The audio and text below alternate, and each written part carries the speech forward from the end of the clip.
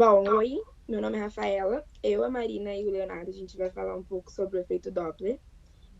O nome Doppler é muito conhecido pela gente porque a gente às vezes liga para marcar um exame, uma ecografia com Doppler, uma ultrassonografia com Doppler, mas acho que vale a gente se questionar o que é o efeito Doppler de fato.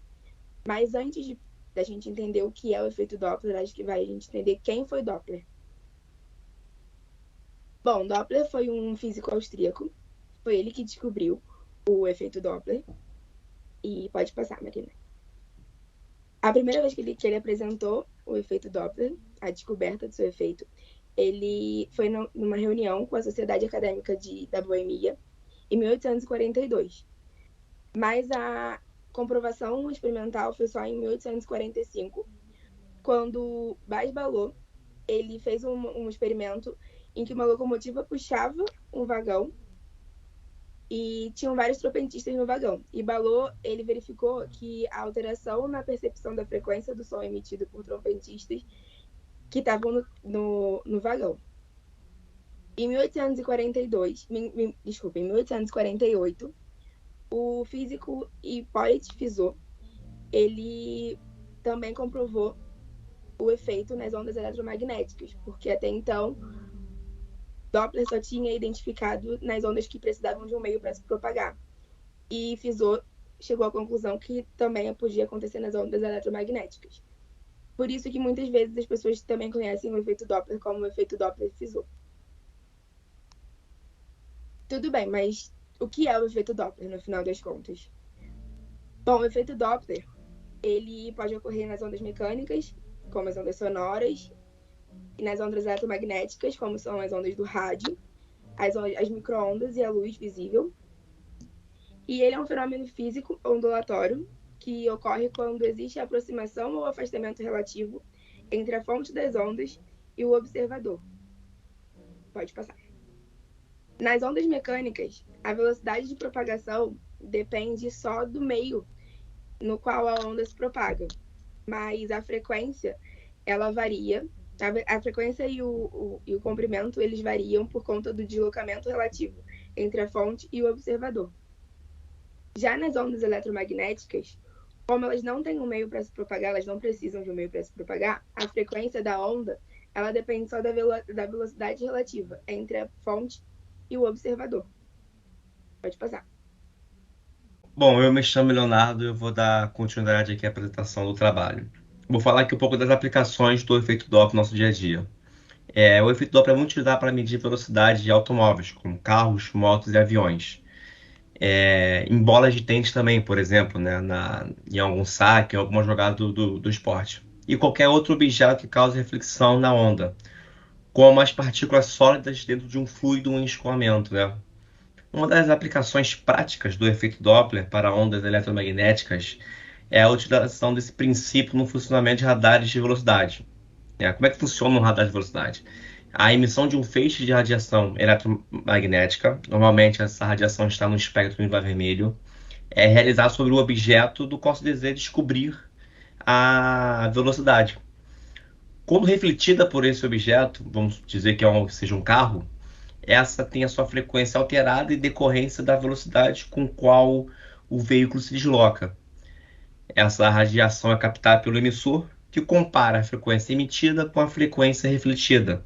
Dependendo da variação na frequência ou no comprimento da onda da radiação, é possível determinar a velocidade de deslocamento do automóvel, né? Outra aplicação do efeito Doppler para radiações é na astronomia, quando há observação de estrelas, galáxias e outros corpos emissores de luz, podemos determinar sua velocidade medindo o deslocamento Doppler da luz que é detectada.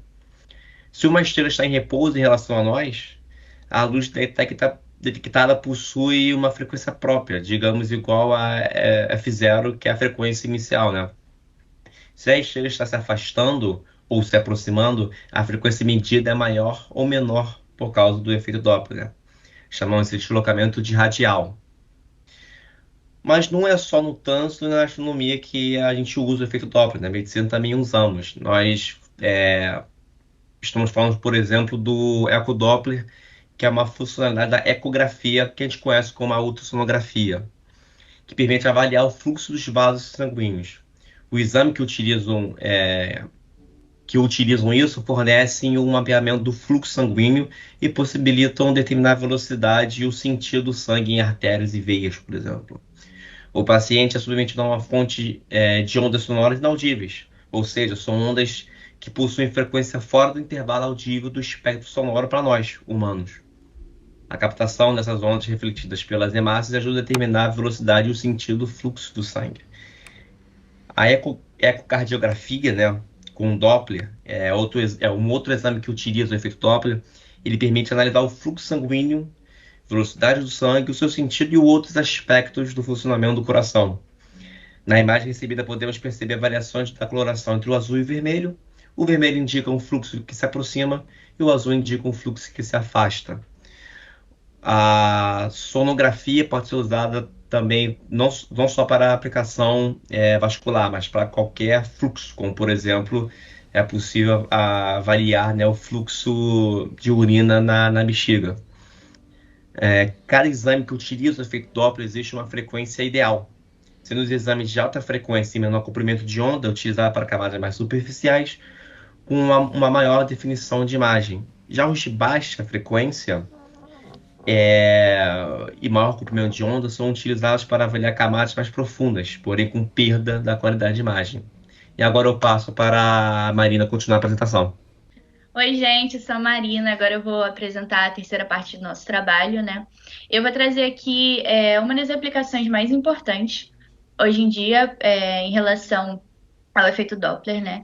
Ela foi utilizada no século XX pelo famoso cientista Edwin Hubble, o famoso cientista que foi homenageado pelo telescópio, inclusive, e ele foi capaz de provar que o universo estava em expansão pelo conceito de efeito Doppler nas luzes emitidas por galáxias distantes, né?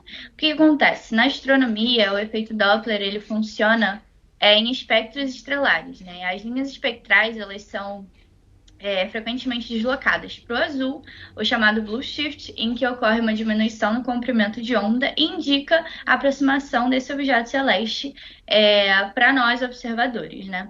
E também tem a frequência deslocada para o vermelho, o chamado red shift, em que ocorre um aumento do comprimento de onda e indica o afastamento desse objeto celeste, dessa estrela, para nós, né?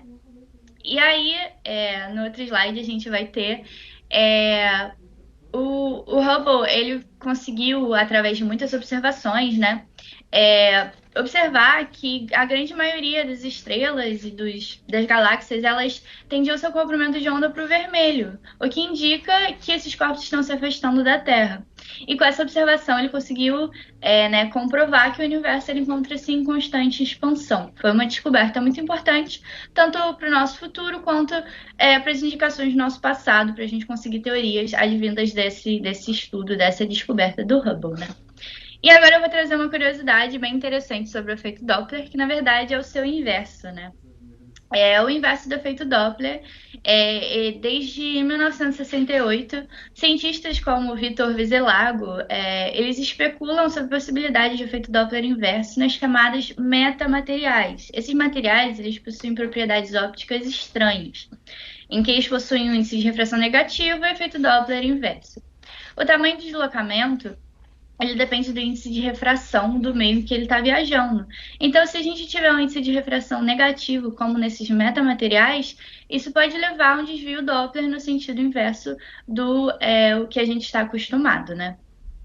Esses metamateriais, eles tiveram uma discussão bem grande porque não se acreditava que eles podiam ser feitos. Mas em 2006, pesquisadores na Universidade da Carolina do Norte de Londres conseguiram provar que era sim possível sintetizar materiais que apresentassem índice de refração negativo.